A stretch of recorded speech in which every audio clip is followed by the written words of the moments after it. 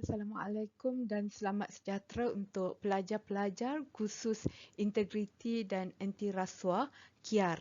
Hari ini saya Dr. Fatihah akan berkongsi mengenai panduan tugasan 2 bagi semester September 2025-2026. Tugasan kedua ini adalah tugasan video PSA atau Public Service Announcement. Kita pergi kepada slide seterusnya.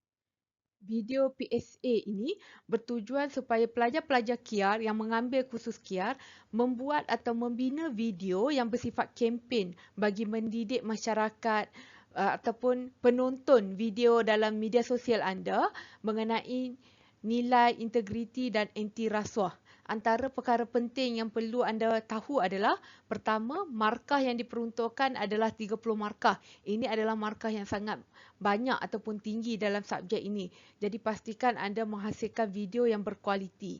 Pilih salah satu tema ataupun tajuk PSA yang ingin dilakukan. Contohnya pelajar ingin melakukan video mengenai salah laku integriti dalam penjawat awam. Mungkin secara dokumentari, secara animasi, secara lakonan. Kaedah PSA boleh dipelbagaikan dengan memasukkan elemen animasi, lakonan, dokumentari, berita dan sebagainya. Namun harus dipastikan masih memaparkan wajah pelajar. Tempoh video adalah 7 hingga 8 minit. Pastikan bukan mempunyai masa yang terlalu panjang kerana ini adalah kempen, jadi seharusnya sangat pendek. Kemudian, kongsikan PSA ke akaun TikTok atau Instagram setiap pelajar. Saya pergi kepada slide seterusnya. Ini adalah slide berkaitan soalan-soalan yang mungkin pelajar ada nak tanya kepada pensyarah.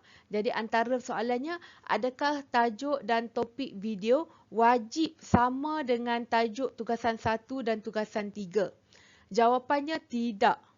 Pelajar boleh ambil topik yang sama ataupun pelajar nak ambil topik yang berbeza. Mungkin tugasan 1 berkaitan dengan isu integriti penjawat awam. Tetapi untuk video anda nak buat integriti pelajar, integriti seorang pelajar. Bolehlah, boleh dilakukan.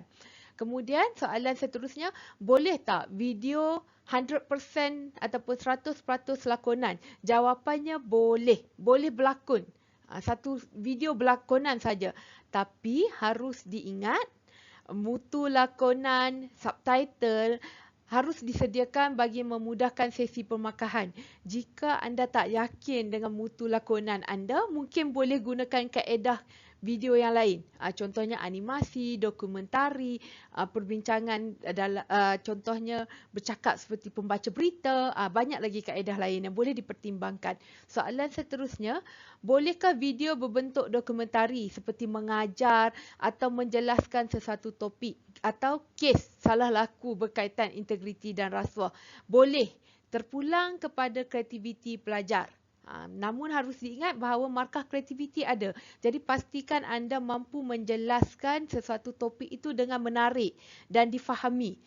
Kaedahnya mungkin macam begini. Mungkin boleh buat lakon pembentangan atau dokumentari seperti yang saya lakukan sekarang. Tetapi pastikan ianya menarik untuk ditonton ataupun bermutu tinggi. Okey? Soalan lain, bolehkah dibina video berdasarkan topik atau kandungan dalam buku teks ataupun slide? Jawapannya boleh. Contohnya anda berminat untuk mengupas topik kola putih, jenayah kola putih dan juga kola biru. Anda boleh jadikan itu topik dalam video anda. Boleh ambil kandungan dalam kandungan topik kola putih dan kola biru itu daripada buku teks kita ataupun slide kita dan anda terangkan atau anda lakukan secara animasi. Itu boleh dilakukan. Soalan seterusnya, adakah semua ahli perlu memaparkan wajah dalam video? Jawapannya tidak. Jika anda ada 9 orang, tidak perlu 9 orang memaparkan wajah mereka. Sekurang-kurangnya minimum 4 orang perlu dipaparkan wajah mereka di dalam video. Bukan sekadar tempelkan gambar and then nama. Maksud saya ada sedikit pergerakan, ada sedikit percakapan. Ya, kerana saya ingin mengelakkan unsur plagiat ataupun mengambil video orang lain digunakan untuk subjek saya. Dan seterusnya, adakah boleh dicampurkan kaedah video, contohnya dokumentari dan juga animasi? Jawapannya boleh. Mungkin bahagian pertama adalah bersifat dokumentari, penjelasan melalui kaedah mengajar ataupun membuat satu lakonan berita dan sebagainya. Kemudian bahagian kedua nak buat dalam bentuk animasi dengan masukkan gambar-gambar, kartun dan sebagainya. Boleh, terpulang pada pelajar. Kemudian, bolehkah 100% animasi sahaja?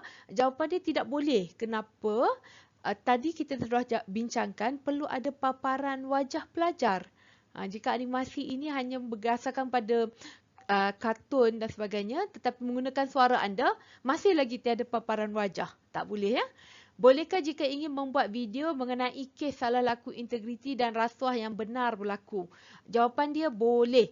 Anda boleh jadikan kempen dengan mengkaji kes-kes yang dah berlaku. Boleh, tetapi ada peringatan harus dipastikan kes tersebut sudah mempunyai keputusan mahkamah.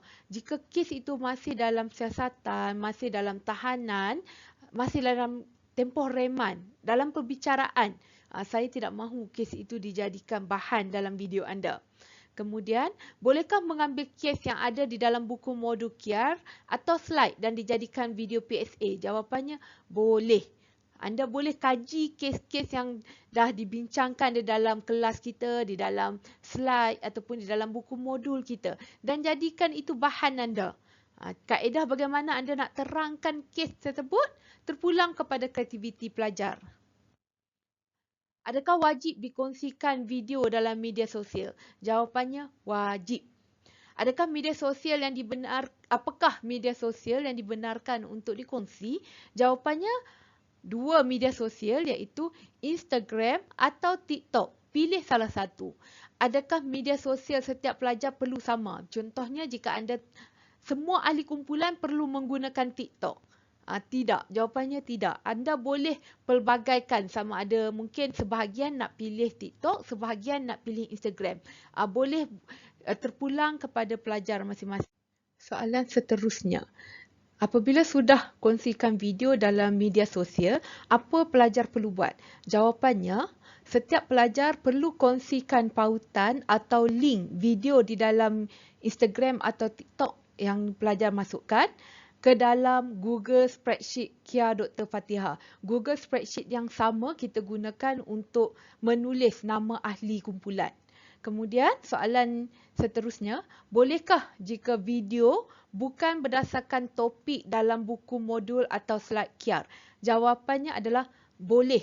Terpulang kepada kreativiti pelajar. Contohnya pelajar nak buat video berkaitan integriti membuang sampah ataupun isu membuang sampah atau jangan buang sampah. Anda nak buat sebagai satu topik. Integriti lah kan sebagai masyarakat, jangan buang sampah. Ataupun isu pembuangan sampah. Boleh, tak ada masalah. Ataupun integriti dalam industri makanan, masalah dan isu. Boleh lakukan. Terpulang kepada kreativiti pelajar. Akhir sekali, saya ingin jelaskan juga bahawa matlamat video PSA ini adalah bersifat kempen. Apabila kempen, kreativiti pelajar untuk melakukan kaedah kempen tersebut. Terpulang topik daripada mungkin topik yang simple macam tadi topik sampah kepada mungkin topik yang berat seperti kes yang berlaku, salah laku integriti yang berlaku secara global di dalam negara kita dan juga di luar negara. Itu kes yang berat, isu yang berat. Boleh juga. Ataupun nak ambil daripada slide, daripada topik subjek kita, boleh. Tak ada masalah untuk pemilihan topik-topik tersebut selagi mana masih lagi berkaitan dengan isu integriti dan anti rasuah. Namun, ingatan kedua adalah pastikan kes yang dibincangkan adalah bukan kes sensitif, mempunyai keputusan mahkamah.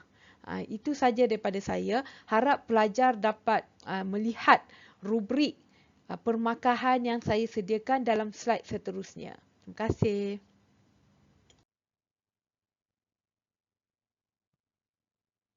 Ini merupakan rubrik bagi video PSA. Jika dilihat kepada metod kempen, diletakkan platform YouTube, Instagram, Twitter dan TikTok. Tetapi untuk pelajar Dr. Siti Fatihah, saya hanya benarkan TikTok dan juga Instagram. Mohon untuk tidak kongsikan. Kalau nak kongsi boleh dalam platform lain seperti Twitter, Facebook. Tetapi perlu beri pautan TikTok atau Instagram sahaja kepada saya. Jadi mohon ambil perhatian bahagian tersebut. Terima kasih.